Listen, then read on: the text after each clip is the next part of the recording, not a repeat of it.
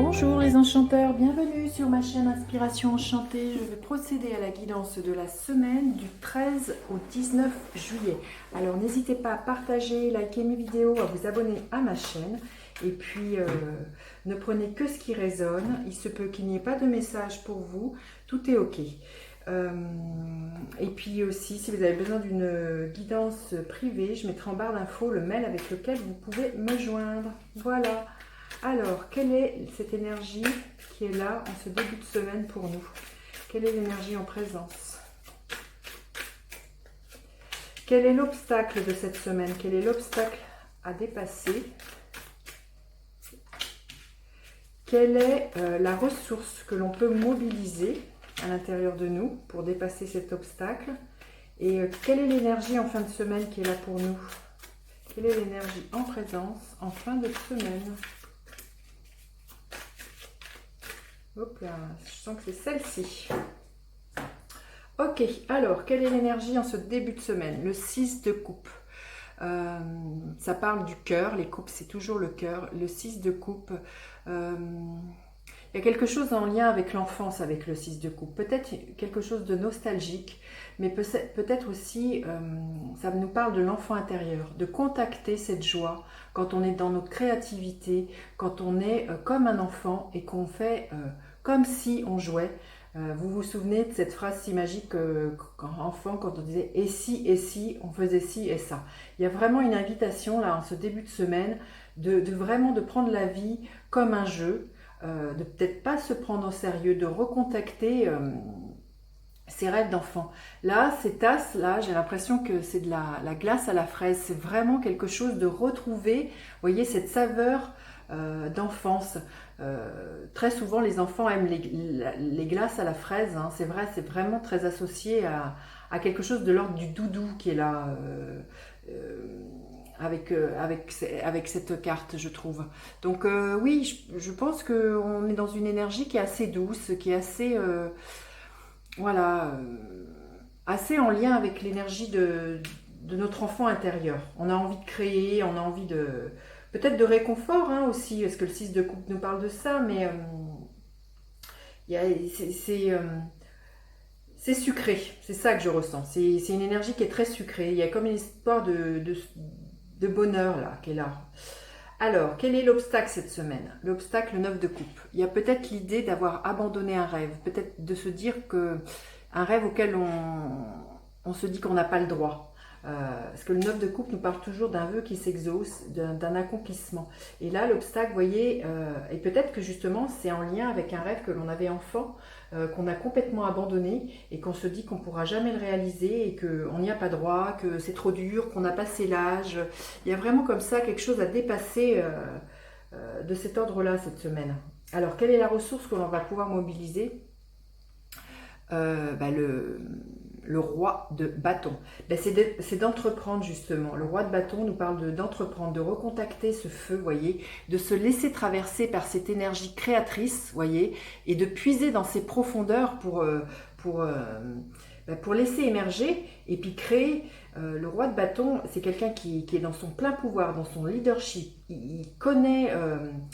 il connaît ce feu et il le maîtrise, il le met au service de ses rêves. Et il y a quelque chose de très passionné dans le roi de bâton. Oui, c'est l'énergie du feu, c'est l'énergie de l'élan créatif. Donc le roi de bâton, il nous dit d'y aller, d'entreprendre, d'être le maître de sa vie. Hein, de poursuivre ses élans et de ne pas rester figé dans une énergie, de se dire qu'on n'y a pas le droit, qu'on n'y arrivera pas. Le roi de bâton, il nous dit d'être le roi de sa vie, de bâtir, mais de bâtir, vous voyez, vraiment, c'est très, très... cette foudre-là, c'est extrêmement porteur. Hein. Alors, comment on finit la semaine du coup? Et du coup, c'est le 4 de Pentacle.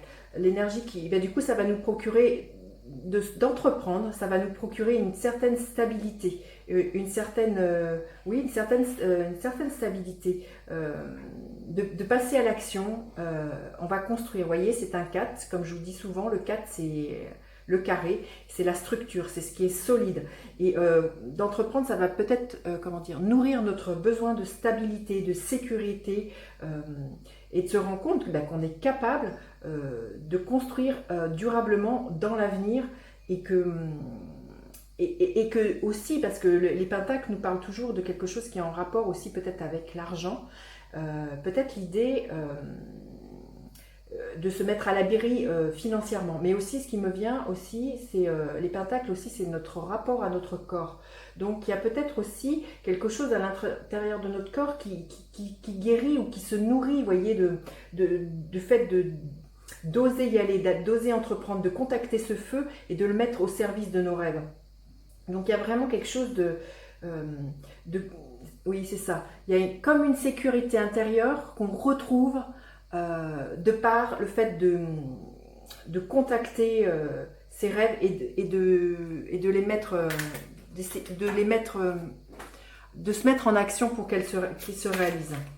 Alors, c'est plutôt beau, hein, comme c'est très prometteur, j'ai envie de dire. Alors, un conseil supplémentaire pour cette semaine. Un conseil, écoutez, celle-ci a sauté. Voilà, c'est penseur. Il y a peut-être à un moment donné de se poser et de recontacter justement tous ces rêves d'enfant et de se dire qu'est-ce que l'on veut avant de passer à l'action. Et vous voyez cette carte qui est un 44, ça fait 8. Et 8, dans le tarot, c'est l'arcane de la justice.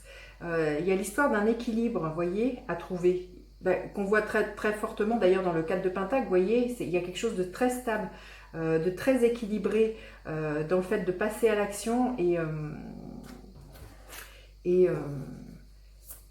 de laisser ce feu vivre à l'intérieur. Alors, quel est le gardien de la lumière qui est là? Quel est le gardien de la lumière cette semaine? Celui-ci. Alors, Sainte Améthyste, alchimie divine, je vous montre la carte. Dépassez les difficultés présentes, concentrez-vous sur vos désirs. Bah oui, tout est dit. Hein.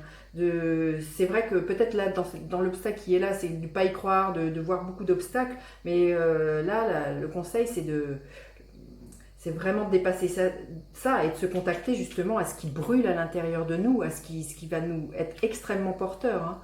Donc, bon, ben voilà. Laissez-moi des petits commentaires, dites-moi comment ça résonne pour vous cette semaine. N'hésitez pas à partager, liker mes vidéos, à vous abonner à ma chaîne, activer la petite cloche pour recevoir toutes les notifications. Je vous dis à bientôt pour d'autres guidances. Bye bye les enchanteurs!